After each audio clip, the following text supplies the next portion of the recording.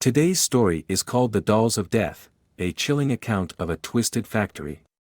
As a lover of all things vintage and unique, I couldn't resist the pull of the doll factory just outside of town.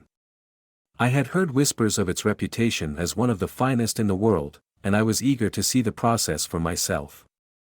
I was greeted warmly by the owner, a small, wrinkled man with a twinkle in his eye. He gave me a tour of the factory, showing me the various rooms where the dolls were crafted by hand.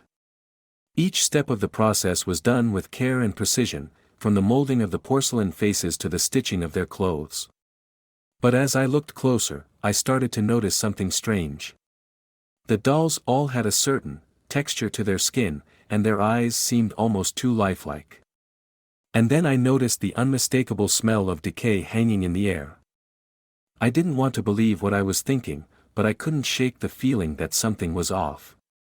So I asked the owner, trying to keep my voice steady. "What do you use to make these dolls?" I asked.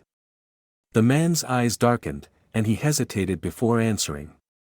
"We use a special material," he said. "It gives the dolls a certain quality, a certain realism, if you will." I pressed him further, and he finally broke down, telling me the horrifying truth. The dolls were being made from the remains of human children. The factory was a front for a black market organ harvesting operation, and the dolls were made from the skin and bones of their victims. I was horrified, but I couldn't leave. I was trapped, unable to move or speak. The owner and his accomplices closed in on me, their eyes gleaming with madness. I awoke in a dark room, bound and gagged. I was surrounded by the grotesque dolls, their blank eyes staring at me as if they were alive. I screamed and struggled against my restraints, but it was no use. Days turned into weeks, and I was never released from that nightmare of a factory.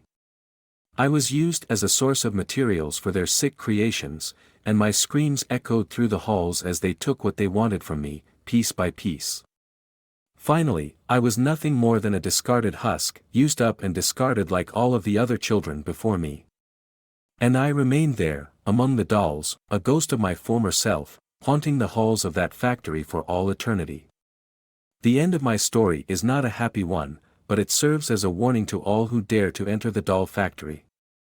The dolls may be beautiful, but the horrors that lie within are too terrible to imagine. And those who enter will never leave, trapped in a nightmare from which they will never awake. The end.